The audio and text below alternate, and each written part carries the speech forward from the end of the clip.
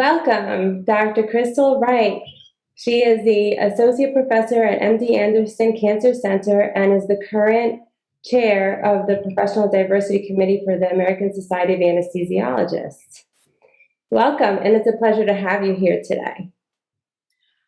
Hello, it's great to be here. Thank you for having me. I look forward to the conversation. For those of us who may not know you very well, can you please give us a brief summary about yourself? Sure. So I am originally from Lafayette, Louisiana, and I migrated here to Houston, Texas for training for medical school and residency, and sort of stayed after training in medicine. Never left. Got a pair of cowboy boots, and now I am a Texan. So I am here in Houston, Texas. I practice anesthesiology at MD Anderson Cancer Center. I've been at MD Anderson for 4.5 years now. Originally, after finishing my fellowship in cardiac anesthesia, I stayed on as faculty at Baylor College of Medicine, and I did that for 10 years, and then transitioned over to MD Anderson, which is where I am now. And there I practiced general anesthesia and taking care of cancer patients. And my interests outside of my clinical practice include my involvement in organized medicine and within the American Society of Anesthesiologists, as well as the Texas Society of Anesthesiologists. I'm on the board for the ASA and chair of the Committee on Professional Diversity, and I am president-elect this year for the Texas Society of Anesthesiologists. I am married to a wonderful husband. We've been married for 21 years, and we have 2 boys that take up just about all of our time, but they're wonderful. You're very busy, very accomplished. Thank you for that. As a wife, a mom, a clinician, a leader in anesthesia, you hold so many roles. And how do you manage to, quote unquote, balance your life? That's a very good question. I'm still trying to figure it out. How am I balancing? No, I mean, I truly wish I had the, one answer to that question, but I don't. I don't have one answer to it. I just know that there are a lot of collective pieces to the puzzle that sort of allow things to work for me right now. And I know I keep saying this, but I go back to the fact that I enjoy what I'm doing. I get a lot of fulfillment from what I'm doing as an anesthesiologist, being an advocate for our patients through organized medicine and pushing forward things that need to change for our patients. And that brings me a lot of fulfillment to do those things. It also brings me a lot of fulfillment to be involved in the lives of others and to be involved in the process of the professional development of other anesthesiologists. And doing those things and engaging in those opportunities are things that don't feel as though it's work for me. And I think that's important. I think it's important to find what doesn't feel like it's work, because if it feels like it's work, then you're going to become burnout. But if it feels as though you've got something in your heart that you are enjoying doing, you're going to do it. It truly is like being a parent. Being a parent is very difficult. It's probably one of the most difficult things that I'm going to do in this life, but I enjoy it. I enjoy being a parent. I enjoy watching my children grow. I enjoy watching them have new experiences. And so that, while it's a lot of work, it doesn't feel like a lot of work. And I believe that it applies to your professional life as well. Once you find things that don't feel like work and you get fulfillment and you can find gratitude in it, then it becomes just a part of who you are, and it's a part of the puzzle that makes you who you are as an individual. Yeah, you're right. That is a part of it, is that you do have to enjoy all the things that you're doing. Otherwise, it becomes difficult to manage. You're probably just sit there and wonder, why am I doing this? Right. So yeah, I agree with that. Other people have also mentioned that they like try to prioritize certain things, and that your priorities change over your lifespan. So, Absolutely. Absolutely. I feel, and when you look at being a wife and a mother and a professional career woman, oh my gosh, I feel, we go through, I don't know how many like phases. I'm like, okay, well, like what is next? Like it's this phase here, and then there's this phase. And, we go through so many different phases of our career, and what's going to work and what's not going to work. Mm-hmm. And as our children grow, the ability, I think, to prioritize becomes just a little bit easier. I don't want to say it becomes easier, but it becomes slightly easier, because I can remember when my children were really, really little, and, having this doubt and having this, wonderment of, should I be doing these things, because I should be more with my children. I should be spending more time with my children, but I want to keep doing things that bring me fulfillment. And I can vividly remember that struggle and, that pain, so to speak, to try to make the right decisions at that time. And, now that my children are grown, they're both gone this week. Like no one's here. One's at camp, one's visiting a friend. I'm here, I'm working. And it's sort of like, okay, well, now I can breathe a little bit. And now I can take the time to do the things professionally that I do enjoy, because they are finding their own niche. And so it's a different phase. But I think as a career woman of, being a wife and being a mom and trying to figure it all out, being comfortable with knowing that it's a phase and the phase won't last, and you don't have to get it all right the first time.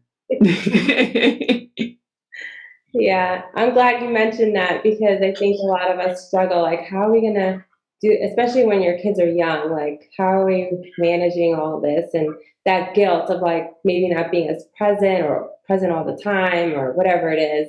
I think a lot of people struggle with that. And you just have to recognize that it's a phase, and over time, you'll be able to edge more towards work, and then go back to more towards your children. And also, it's important that you select things that you really want to work on. Right. And if I could give one piece of motherly advice, because it was given to me when my kids were younger, and it was about being consistent. It was about being consistent with your children, because there are so many opportunities based on, where your children are in school, or what they're doing, or what your peer group is doing. When I start to think about it all, I just want to really get depressed of like how I felt back then. But she told me to be consistent. Find something that you are present with your children, and be consistent with it, because they will remember when you're consistent. And that is what I believe is solid for children, is finding what is consistent. And sometimes that's hard to do, but that's the most important, is to find what you're present with them that is consistent for them. Mm-hmm, mm-hmm, mm-hmm. Yeah, that's someone else kind of alluded to this, that, when you're present when you're able to be with your kids, be present with them. Right. and then, and the other stuff like are not as important. Right. Okay. You mentioned this a little bit earlier. COVID really changed the world and had a lot of struggles, and has shown a lot of struggles that people go through. What have you done to help prevent burnout, and what advice would you give to people who may be experiencing some burnout? I think that burnout is multifactorial.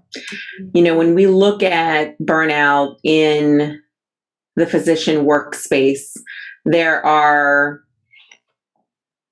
a lot of systemic structural reasons why physicians are burnt out. COVID, I think, highlighted a lot of that, right? And that's a big, apple to bite to try to fix when you think about it.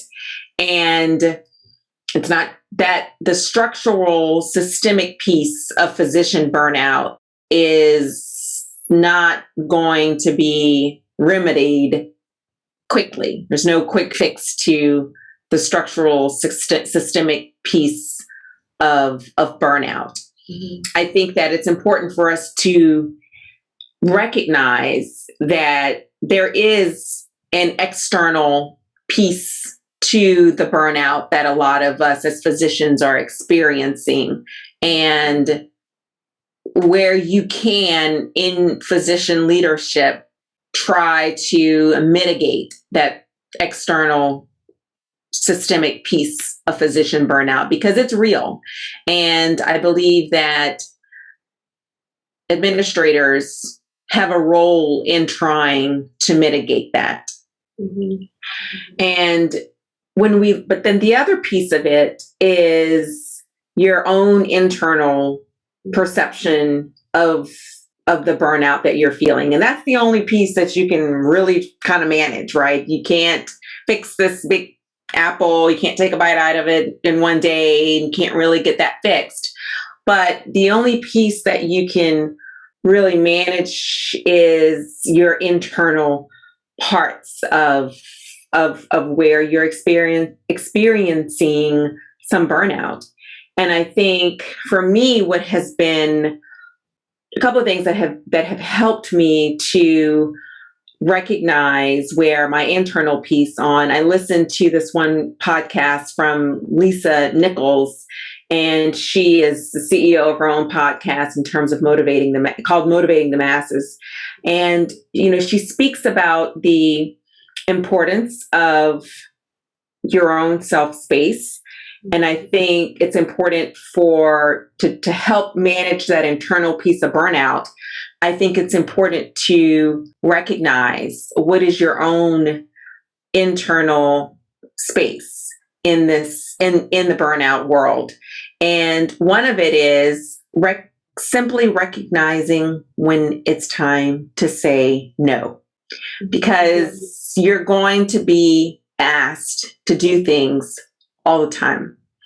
And you have to figure out for yourself if it's going to fit in what your current passions are, what your current priorities are, and what your current personal situation is. And does it work for you?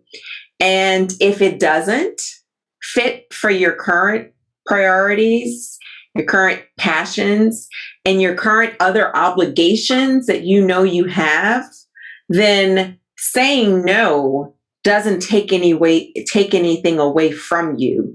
Matter of fact, it gives you more. And I believe that it's important for me, it has been important to recognize that. And sometimes when I've been asked to do some things and I said, no, this is not the right time, the conversation switches and questions come about, and it's like, well, when can you do this so that it is a better time, right? So being truthful to yourself about your passions, your priorities, and your personal situation, I think is important. And I think that also, and one of the other things she mentioned that has been extremely valuable for me is the element of gratitude. Being grateful for the opportunities that are given to you. Because when you're asked to do something, when you're asked to be a part of something, you are providing something, you are providing an avenue for someone else. And resting in that and being grateful for that is critical when you are involved or when you are engaged in different experiences, rather than approaching it as something that I have to do, approaching it from a place of, I am grateful that I can do this, really changes our mindset about what we do.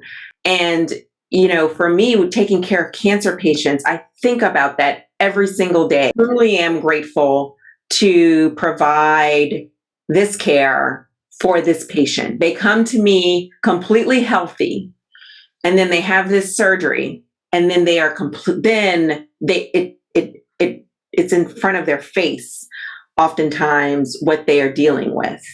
And so when we come to the areas and the places that we are involved with, and we come to it in spaces of gratitude, that is a barometer for minimizing the burnout. Mm-hmm. Mm-hmm. Thank you for mentioning this. This is a great framework for our people to maybe incorporate to help them, because you're right. I think we need to recognize more how to say no graciously, and also gratitude in your work. And also giving gratitude to other people, acknowledging that yes, they're doing a great job. Absolutely. Absolutely. I think our culture in medicine right now is like to highlight like negatives. Mm-hmm. It is, all in the sake of improving care or improving quality, but it's still kind of a negative. Right. And, during my Coach Rice program, all the physicians that were on the program, we talked about high achievers and all the high achievers in the group.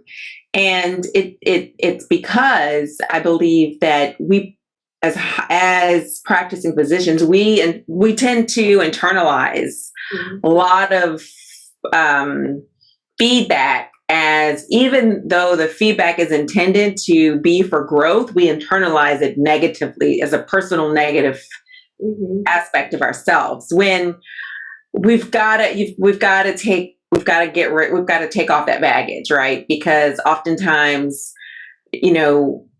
that negative feedback is really about helping to move things forward. Yeah. It's hard. It's hard. Yeah, it's hard to do that. But yes, it is an effort to make yourself better, but it is hard. Yeah.